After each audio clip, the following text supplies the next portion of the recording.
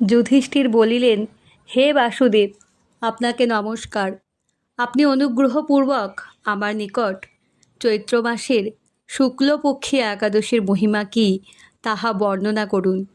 ইহার উত্তরে শ্রীকৃষ্ণ বলিলেন, হে মহারাজ, এই একাদশী ব্রত সম্বন্ধে পুরাতন এক বিচিত্র কথা বর্ণন করিতেছি। আপনি এক মনে তাহা শ্রবণ করুন। এই ব্রত সম্বন্ধে বশিষ্ঠ ঋষি মহারাজ দিলীপের প্রশ্নের উত্তরে যাহা যাহা বলিয়াছিলেন আমি তাহাই বর্ণনা করিব।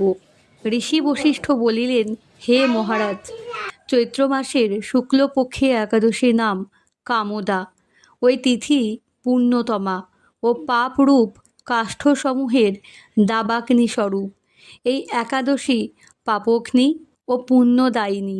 পূর্বকালে মনোরম নাগপুরে সুবর্ণ নির্মিত গৃহে মহাবিষধর নাগগণ বাস করিত। তাহাদের রাজা ছিলেন পুণ্ডরিক।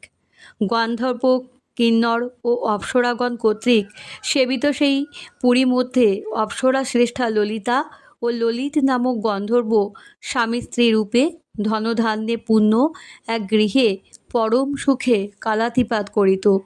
একদিন পুণ্ডরীকের রাজসভায় ললিত একাকী গান করিতেছিল। এমন সময় ললিতার কথা স্মরণ হওয়ায় ছন্দবন্ধে তাহার জিহ্বা স্খলিত হইতে লাগিল। কর্কটক নামক নাগ ললিতের উগ্র অবস্থা লক্ষ্য করিয়া তাহা পুণ্ডরিক রাজার নিকট বলিল। তাহা শুনিয়া সর্পরাজ ক্রোধ ভরে কামাতুর ললিতকে, রে দুর্মতে, তুমি রাক্ষস হও বলিয়া শাপ প্রদান করিল এবং তৎক্ষণাৎ সেই ললিত ভয়ঙ্কর রাক্ষস মূর্তি ধারণ করিল। তাহার বাহু 10 যোজন বিস্তৃত, মুখ পর্বত গুহাতুল্য, চক্ষু দুইটি প্রজ্বলিত অগ্নি সদৃশ, গলদেশ পর্বত সদৃশ, নাসিক ও অধর দুইটি অর্ধযোজন পরিমিত, শরীর ঊর্ধ্বে 8 যোজন বিস্তৃত। ললিত এইরূপ ভয়ঙ্কর রাক্ষসস্বরূপ প্রাপ্ত হইলে ললিতা নিজ পতির সেই রূপ দেখিয়া মহা দুঃখে ও চিন্তায় ব্যাকুল হইয়া উঠিল। স্বেচ্ছাচারী রাক্ষস ললিত দুর্গম বনে ভ্রমণ করিতে লাগিল।